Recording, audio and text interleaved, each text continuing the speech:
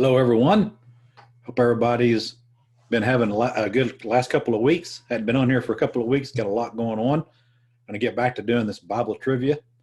Before I get started, got to ask you a question. What do you call a security guard working outside the Samsung shops? Guardians of the Galaxy. All right. If April showers bring Mayflowers, what do Mayflowers bring? Pilgrims, of course. Don't you know your history? Oh, boy. All right.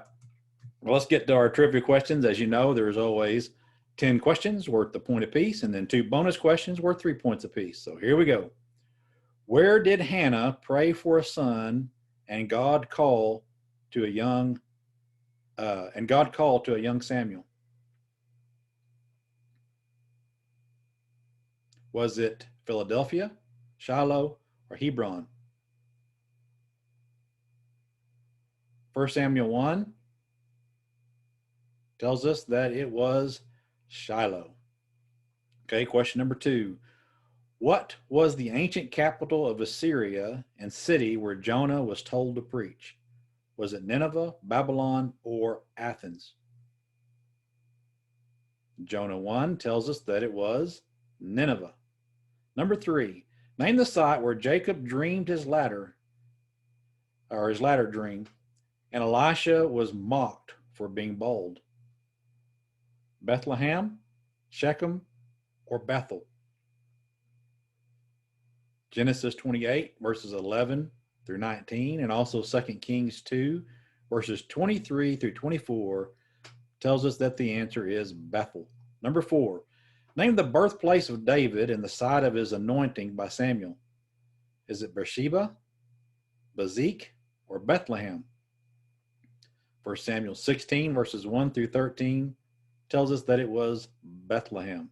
Number 5, name the place where Rehoboam was crowned king and Joshua assembled the people and gave his last words of wisdom before his death.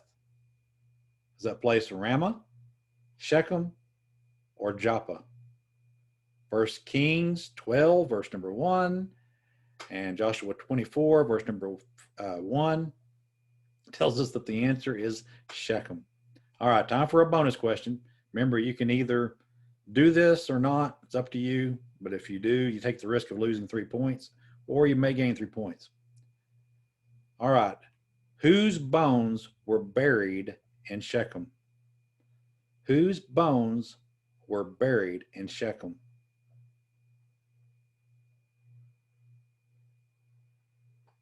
Giving you a little bit longer to think about that before I give you the verse reference, because it would kind of give it away. Joshua 24, verse 32 tells us that it was Joseph's bones. All right, I hope you did well on that. Let's move on to our next set of questions. After Paul's ship ran aground on Malta, what happened to Paul when he helped the natives build a fire? A snake bit him, he was burned, he became ill. Acts 28, verse 3 tells us that a snake bit him. In fact, they were so impressed that he didn't die from that poisonous snake that they almost thought he was a god. Number 2, what did the native of Malta think about Paul when he was bitten by the snake? He was careless. He was a spirit. He was a murderer. Acts 28 and verse number 4 says he was a murderer. Number 3, what did the natives think about Paul when he didn't die from the snake bite? He wasn't really bitten. He was a god. It wasn't a poisonous snake. Acts 28 and verse number 6 tells us that he was a god. And if you just heard my hint from question 1, which I accidentally gave, again, you kind of had a hint on what the answer to this one was. But anyway, number 4, what was the leading official on Malta? I'm sorry, who was the leading official on Malta? Can't read. Was it Publius, Claudius, or Malchus? Acts 28, verse 7 tells us that it was Publius. Number 5, who did Paul heal from dysentery and recurrent fever? Was it Publius, Publius' son, or Publius' father? Acts 28, verse number 8 tells us that it was Publius' father. Here's your bonus question. How did the natives show their gratitude to Paul? How did the natives show their gratitude to Paul? The answer is found in Acts 28 and verse number 10. They supplied all his needs.